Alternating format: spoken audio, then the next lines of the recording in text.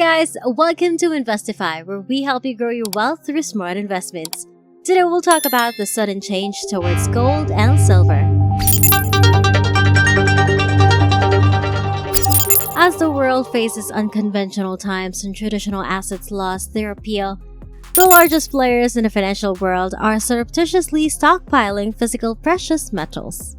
When it comes to traditional forms of investment such as stocks, bonds, and real estate, they are all affected negatively by an increase in interest rates, making it challenging to make the right decisions. It's important to understand that preserving the purchasing power of your money is crucial in these uncertain times. A notable trend has emerged where commercial banks are backdooring the COMEX market and London Metal Exchange to draw down on metals from ETFs at an unprecedented scale. This suggests that successful traders are choosing assets like commodities, gold, and silver, while also removing counterparty risk and taking possession deliveries off the COMEX market. In fact, the largest players in the financial world are amassing physical kilobars of gold, a departure from their usual preference for 100-ounce or 400-ounce bars, through a group known as the Others that has appeared suddenly on the COMEX market. This reveals a lot about where the smartest money in the world is headed.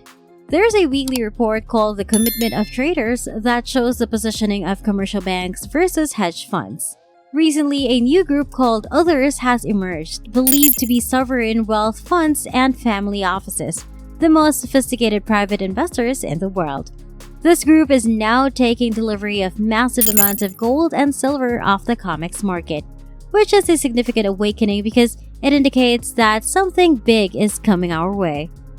The big money sees something wicked coming, so they are front-running the markets by taking physical delivery and removing all counterparty risk. Gold and silver are reliable stores of value that hedge against inflation and have no counterparty risk.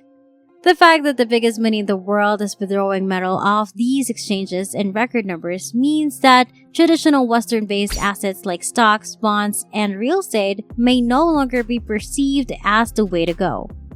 Precious metals are being accumulated massively, and there is a call for a new price-setting hub in Moscow, which may strip away from the West's control. This sudden shift towards gold and silver indicates that a change is coming, and it's essential to be prepared.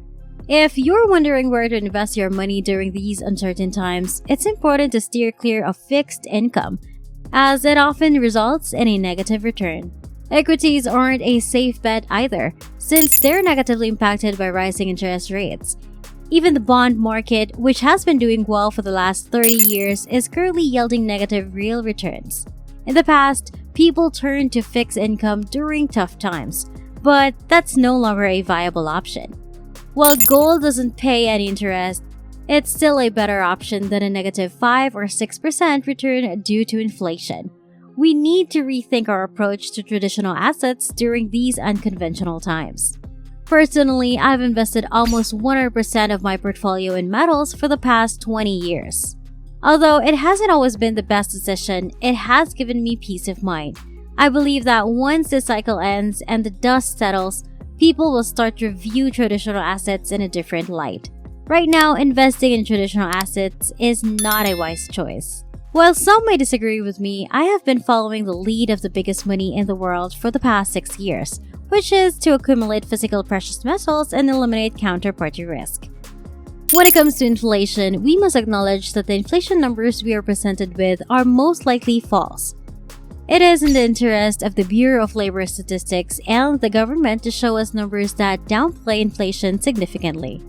In fact, the National Bureau of Economic Research recently released a report stating that inflation measured by the CPI was 9%, but if we use the same metrics as June 1980 when inflation was 13.6%, our current inflation rate would also be 9%. This means that regardless of how we look at it, inflation is at least 50% greater than what is being reported, if not much more. The problem of inflation has existed since ancient times, as demonstrated by the practice of cutting the edges of coins to contain less silver during the Roman era. It is evident that politicians have consistently prioritized inflation over austerity. not only by downplaying it but also by intentionally creating it.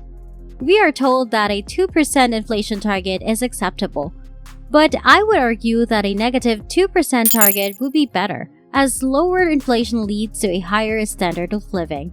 We are currently in an inflationary cycle, and I do not believe that the Federal Reserve has the willpower to take tough measures to combat inflation. In contrast, when we experienced 13.6% inflation in 1980, the then Fed Chairman Paul Volcker raised the federal funds rate to 19.75%. That was a tough stance on inflation. However, the issue now is that the Fed's balance sheet has ballooned to $9 trillion, entirely invested in interest rate-sensitive assets, causing distortions in asset prices.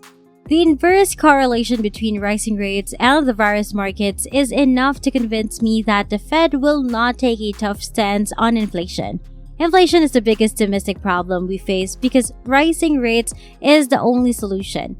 But doing so will have catastrophic consequences for the economy, consequences that most people are not prepared for and cannot fathom.